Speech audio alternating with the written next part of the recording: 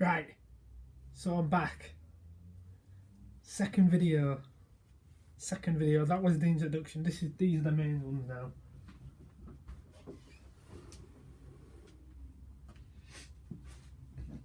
These are the main ones. I'm gonna try and do two a month. If I get decent views, decent subscriptions, I'll do more. But this is the first proper one. The second one, I'm gonna try and do Halloween.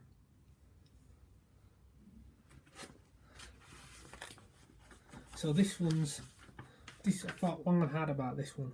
I thought I had to think, what am I going to talk about, because me, I don't really, other than sports, hip hop, films, and well, everything else I ain't into much. So things that happened in 1990. Now the news is going to be the major incidents. We're going to move on to the sports, the films, and then what albums came out for hip hop wise, sports, and then whatever else we want to do on. So the major headlines back in 1990 were, as you know, Desert Storm was basically created. Saddam Hussein ordered an Iraqi invasion of Kuwait. Now we all know what happened with that one, don't we? America got involved. That's what basically kicked off Desert Storm.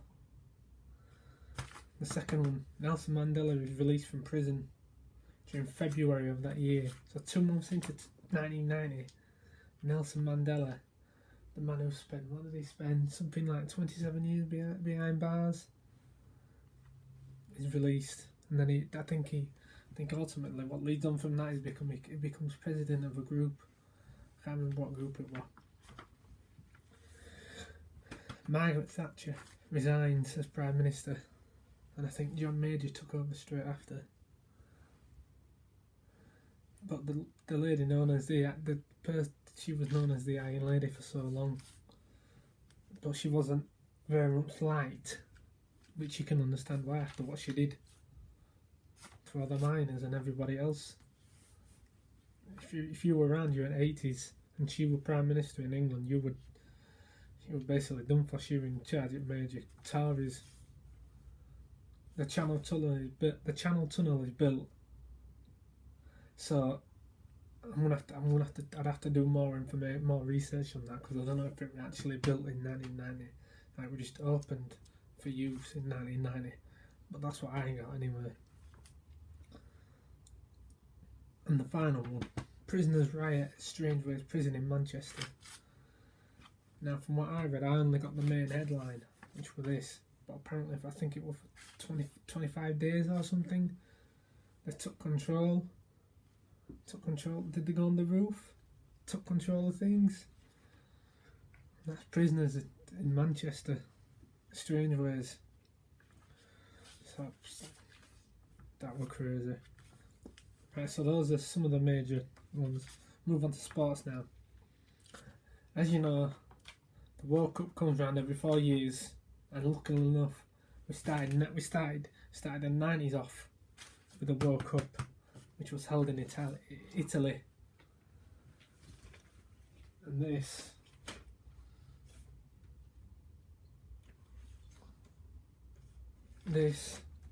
is a video collection of all the World Cups gone by, and on the third one, Best of the World Cup 1978 to 1994, Italian 90 is in that. What does it say here? Goals from Schillaci, Klinsmann, Bremer and Miller, and skills and tears from Gazza in Italian 90. It's more known for, it depends which country you're from. If you're from Germany, then you're lucky because they won it, West Germany. And they beat,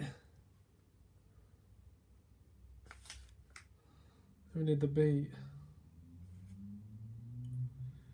Oh, they beat Argentina 2-1 in the final. Oh no, they didn't beat them 2-1, sorry. Beat Argentina. Meanwhile, in the semi-finals of that World Cup, Oh, sorry. The third and fourth playoff, Italy defeated England 2-1.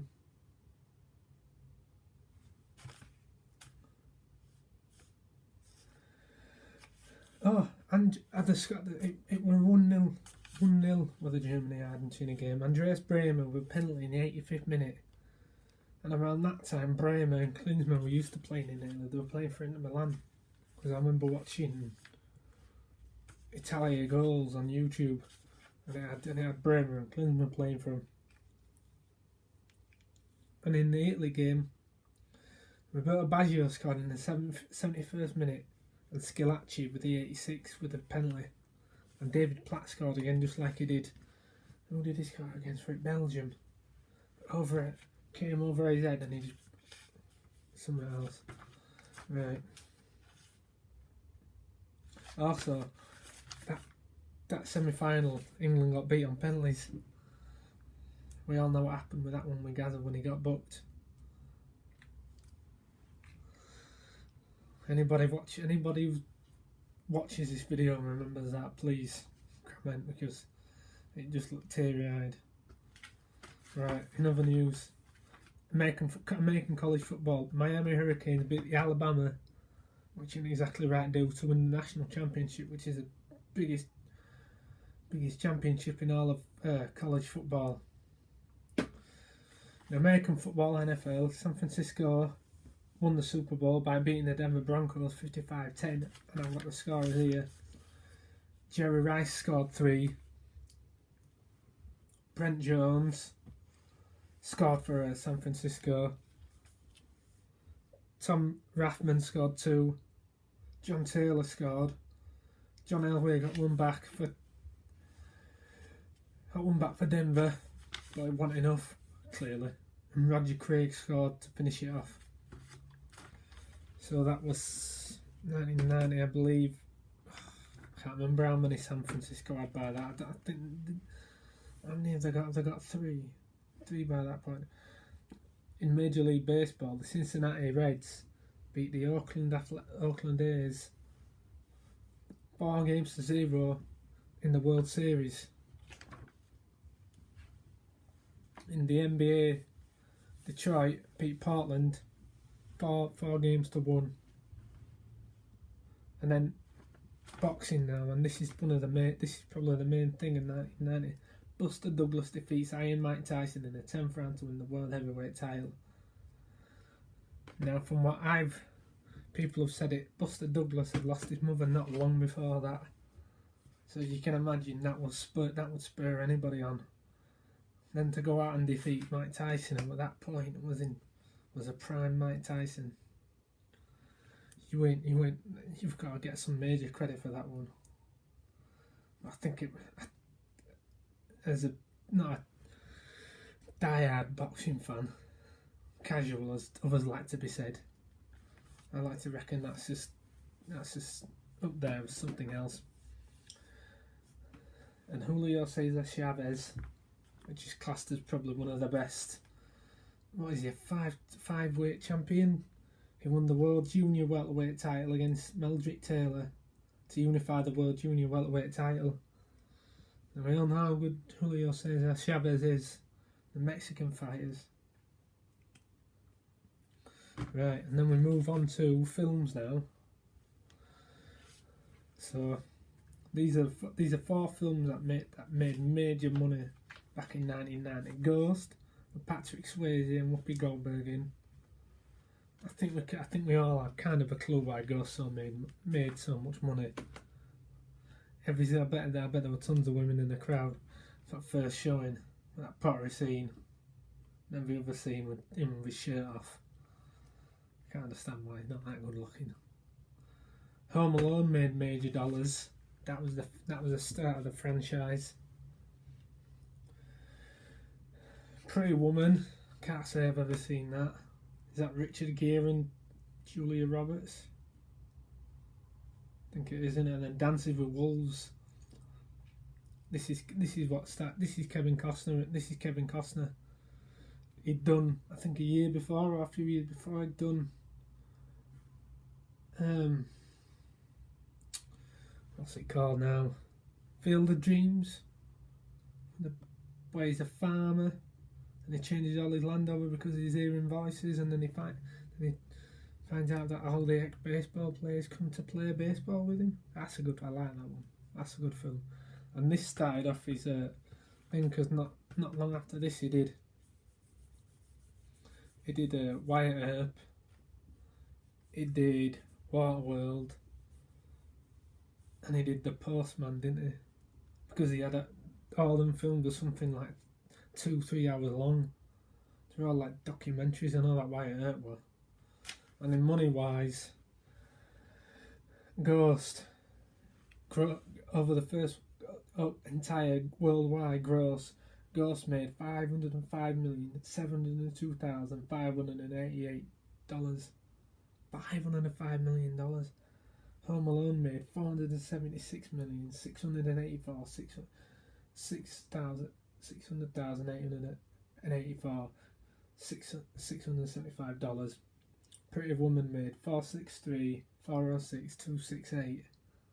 And then Dancing with Wolves made $424,208,848.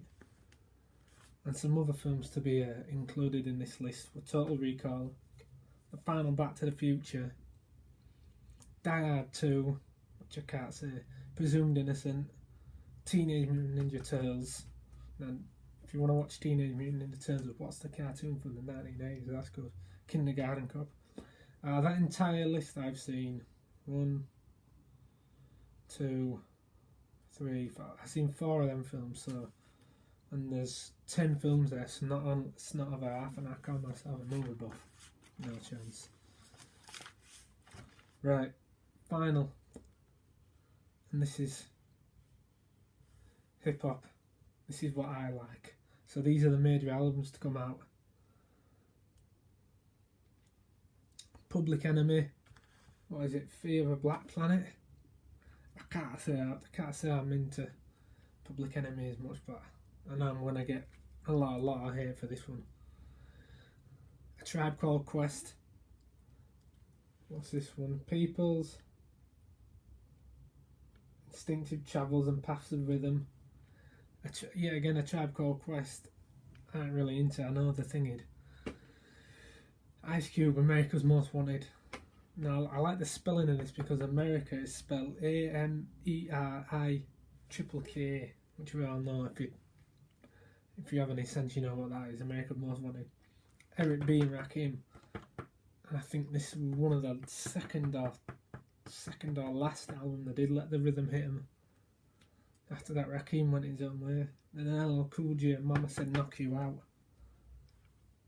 And we all know how that occurred. That's what started off LL Cool J. Well, not started him off, but thinking him. He did them songs in the 90s, didn't he, as well? He did a load of them. Right. And after every video, I'm going to recommend a hip-hop song to listen to. And this video's one is Vinnie Paz off his new album, The Pain Collector, God Shadow. 2 minutes 56 seconds long. It is brilliant. Peace.